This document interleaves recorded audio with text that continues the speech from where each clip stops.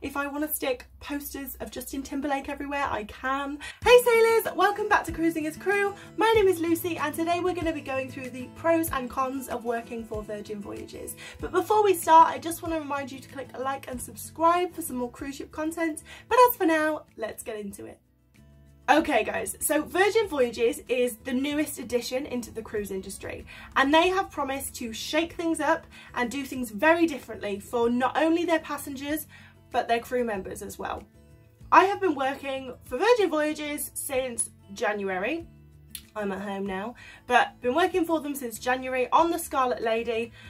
Have been very, very impressed, and like the number one question that I've gotten off you guys is, what is it like to work for Virgin Voyages? How do I apply for Virgin Voyages? Well, I've already done a video on how to apply, so have a look at that.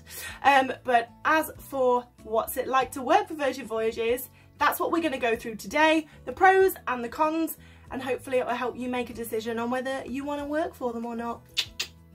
Just before we get into the video, I want to do like a little disclaimer. I love working for Virgin Voyages. They are an amazing company.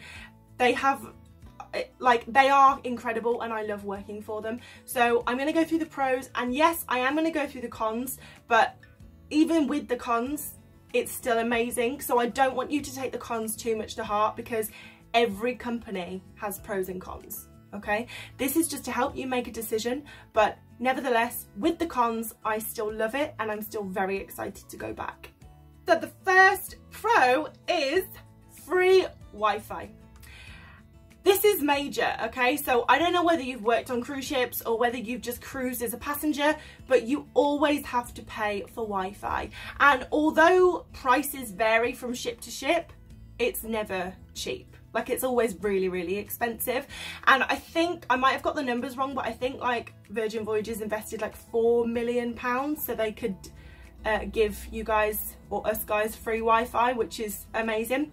So yeah, free Wi-Fi is a big one, especially as a crew member. I've also made a video on like outgoings as a crew member, and one of the main outgoings is Wi-Fi. So the fact that I don't spend as much on Wi-Fi or spend anything on Wi-Fi because I get it free, that means I can save a hell of a lot more money, because obviously you're living away from home, you want to have the Wi-Fi so that you can stay in contact with your friends and family, understandable, but the fact that you get it for free on Virgin is amazing, and the passengers get it for free. This also like saves me time in port, because on other cruise lines I would try and not spend as much money on Wi-Fi on board, which meant that every time I got off in a port, I was like hunting for a cafe with free Wi-Fi or anywhere with free Wi-Fi. And that meant that even if I wasn't like thirsty or hungry, I would probably end up going to a restaurant to eat or drink just so I could use the free Wi-Fi. So I was actually kind of not saving anything because I was paying for food. But anyway, but because you get it free on board, it means that I'm not wasting time hunting for Wi-Fi on my time off. I can just enjoy the ports, and if I get Wi-Fi, I get Wi-Fi. If I don't, it's fine, because I can call everyone when I'm back on board. So it saved me time and it saves me money, and it is something that I'm really, really grateful for. And I didn't realise how much of a difference it would make to my ship life experience not having to pay for Wi-Fi. And I know that sounds ridiculous to someone who maybe hasn't worked on a cruise ship before, but as I said, Wi-Fi is just like a basic necessity nowadays, or that's how Virgin describe it anyway. They're just like, you know, it's basic. Like, everyone should have Wi-Fi, and it's true. I think everyone should have Wi-Fi. So they have provided it for us, and that's amazing. The second one, I have my own cabin. So yes, for 4 years I have been working on ships, and I have never had my own cabin. I've always shared a cabin because my rank has never warranted me getting my own cabin. And I have a secret for you.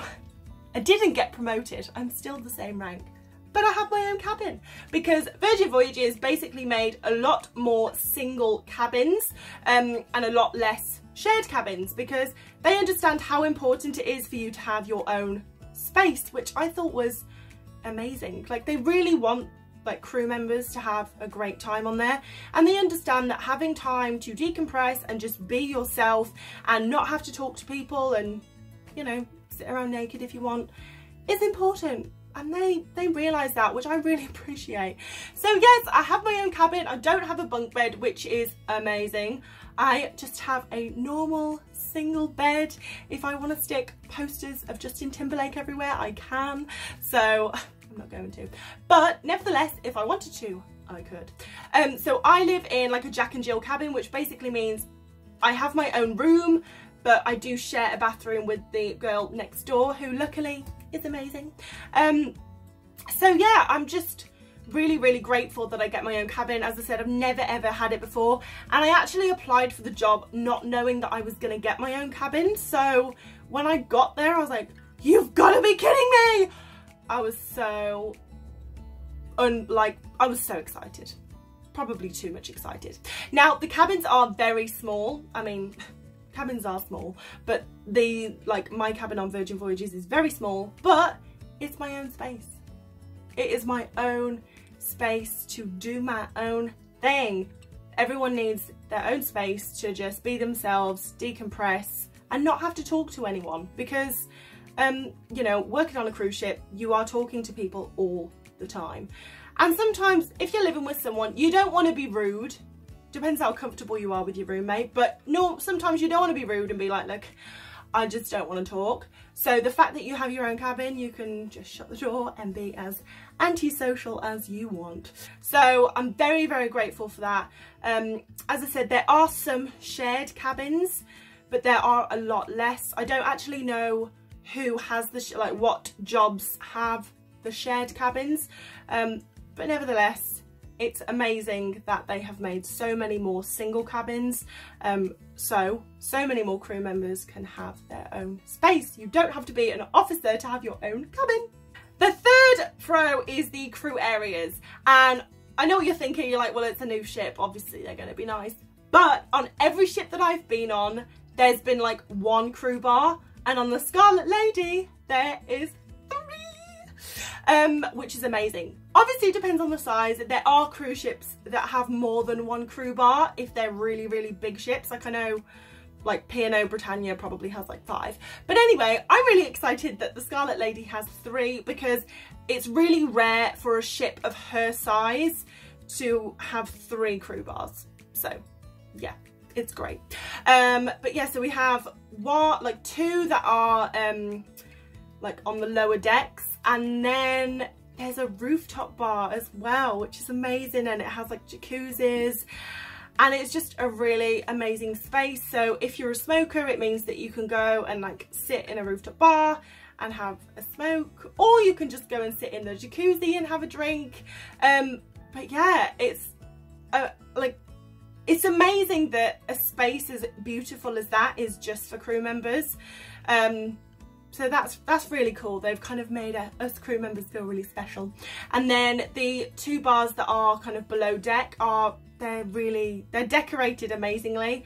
Obviously at home now, so I can't show you. But yeah, I've had a few glimpses at I've looked at them, and they're really nice. Uniforms.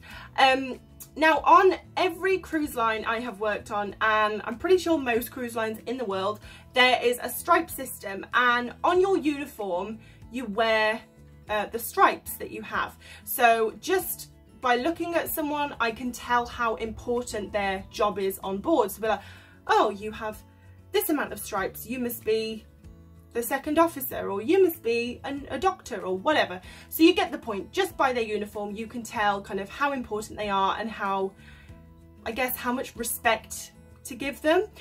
Whereas Virgin have kind of abolished, well, they've abolished it, and they've basically given everyone the same uniform. So I could be looking at the captain, but unless I knew he was the captain, I wouldn't know by his uniform.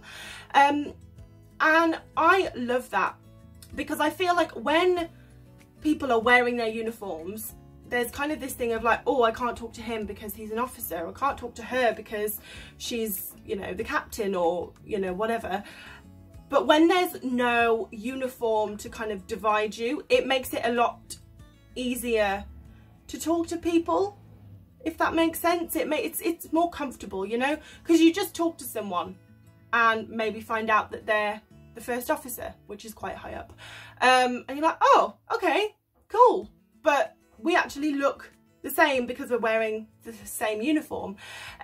But because of the no stripe rule, people are more inclined to talk to each other, which means you make more friends outside of your department. It's a friendlier ship. And like, I do think Virgin Voyages have hired a lot of friendly people anyway, but I do think people not wearing a uniform makes it friendlier as well. I do think that has a huge part to play. And yeah, I think it's a really, really good move on Virgin Voyages' part that they have kind of abolished the stripe system. And it's also a big move because it's done on not only every cruise ship, like on every ship in the world. So the fact that they have just been like, we're just not going to do that, it's bold and I like it. Okay, the last pro, I mean, there's loads of pros, I could go on forever, but the last one for this video is equality. So still talking about the stripe system, on every cruise line I've been on, if you are above 1.5 stripes, you are allowed to be in passenger areas, and if you are below 1.5 stripes, then you are not allowed in passenger areas unless you are working. Whereas Virgin Voyages have said, no, this is, I really like the, I really like the anagram, a cruise ship, but they've spelt it C-R-E-W, a cruise ship. They're like, this is your home, you are here for like 9 to 10 months at a time, or 6 months, or I don't know, whatever. So basically everyone is allowed in passenger areas. I mean, don't get me wrong, we're not going to be like using the pool and swanning around on the sunbeds because we'll probably be working most of the time. But the point is, if, you know, if I want to go up on deck, I can, and everyone can. There's no one that can't. So I think that's amazing. I really, really think that's amazing. And I love it. I mean, the ship is beautiful. So if you work on there, you want to be able to explore the ship. And it's great that they have just said to everyone on board, this is your ship. You can just be professional like you would be on every ship. So once again, there's no ranking system. Everyone is allowed in passenger areas. Everyone is treated equally. And it's brilliant. And it has made for such a fantastic, friendly ship. And that is one of the reasons that I just can't wait to get back, really. So yeah, that is my last pro. And now we're going to move on to the cons. And I kind of don't want to move on to the cons, but I'm going to be honest and we're going to talk about the cons. Okay, the first con is long hours. And this isn't specific to Virgin Voyages, okay? Every cruise line, on every cruise line, you will work long hours, long hours. But Virgin Voyages, the long hours are because it's a brand new company. And I know a lot of people are like, oh, well, it's Virgin. It's Virgin Voyages. It's a separate entity. It's a brand new company. So I was there January to March, and it was amazing. I worked a lot. A lot. But that was because we were setting up a ship. I fully expected to work that much, so, you know, it's fine. It's what I signed up for. But all I'm saying to you, if you are wanting to work on Virgin Voyages, yes, you should, because of all the pros that I have just listed.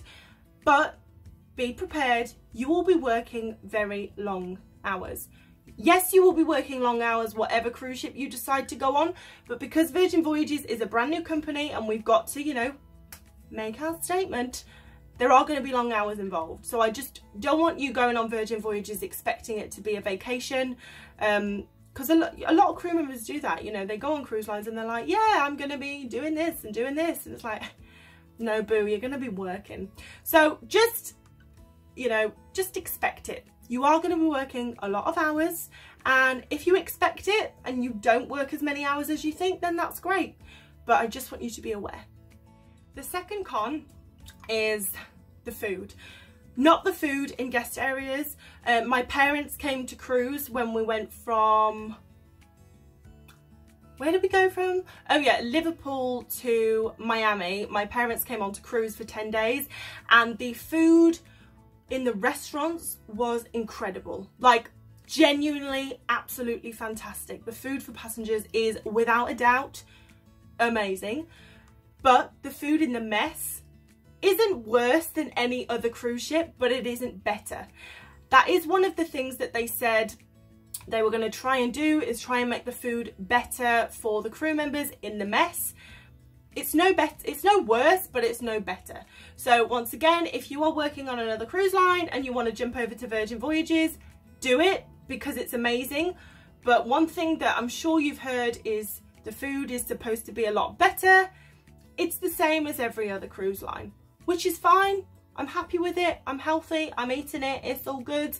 But once again, I just want you to be aware that the food in the mess for the crew members isn't that different to any other cruise line.